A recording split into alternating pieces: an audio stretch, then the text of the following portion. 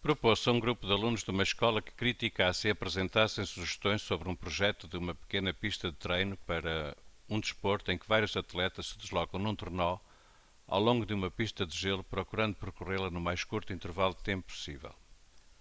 A pista é constituída por 3 percursos retilíneos com diferentes comprimentos e declives e por um percurso circular como mostra a figura.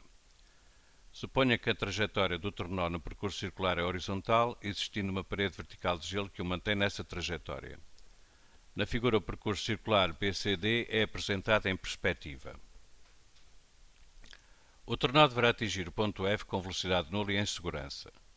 Consideram-se desprezáveis todos os atritos no percurso ABCDE, bem como a resistência do ar na totalidade do percurso. A massa total M do sistema trenó mais atletas é de 300 kg e o trenó parte do repouso no ponto A.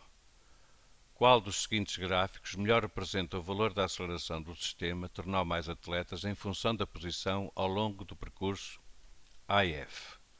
Portanto, nós temos o percurso total, AF. Vamos começar por analisar a aceleração ao longo dos planos inclinados. Nós sabemos que existe uma relação entre a aceleração ao longo de um plano inclinado, a aceleração gravitacional da Terra, portanto g, e o seno do ângulo do referido plano inclinado. Convém saber que à medida que um ângulo aumenta de 0 para 90 graus, o seu seno aumenta também, o que nos dá imediatamente a informação que a aceleração ao longo de AB, porque o ângulo é maior do que entre BE, a norma da aceleração vai ser superior entre AB do que entre BE. Vai ser superior, portanto, em relação a BE.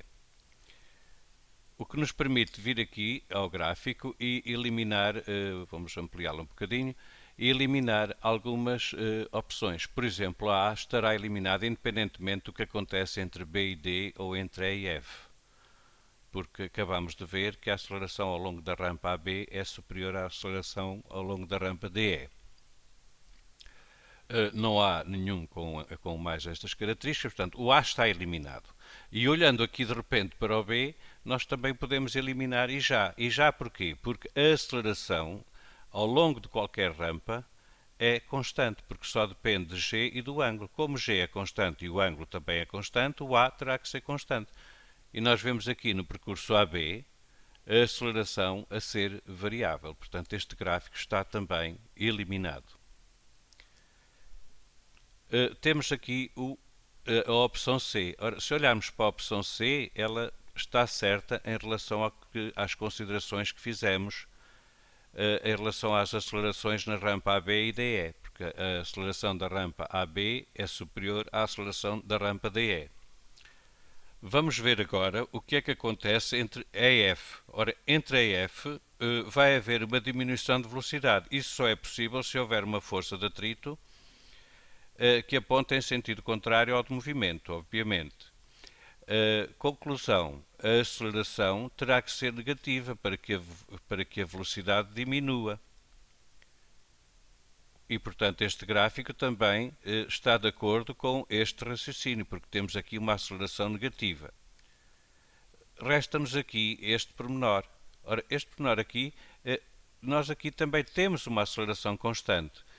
O problema está a ser resolvido por linhas e nós não temos acesso à linha anterior. Mas se for ver a linha anterior, verificará que esta aceleração aqui, calculada lá, é cerca de 3 vezes, ou 2 vezes, quase 3 vezes, superior à aceleração, à aceleração G.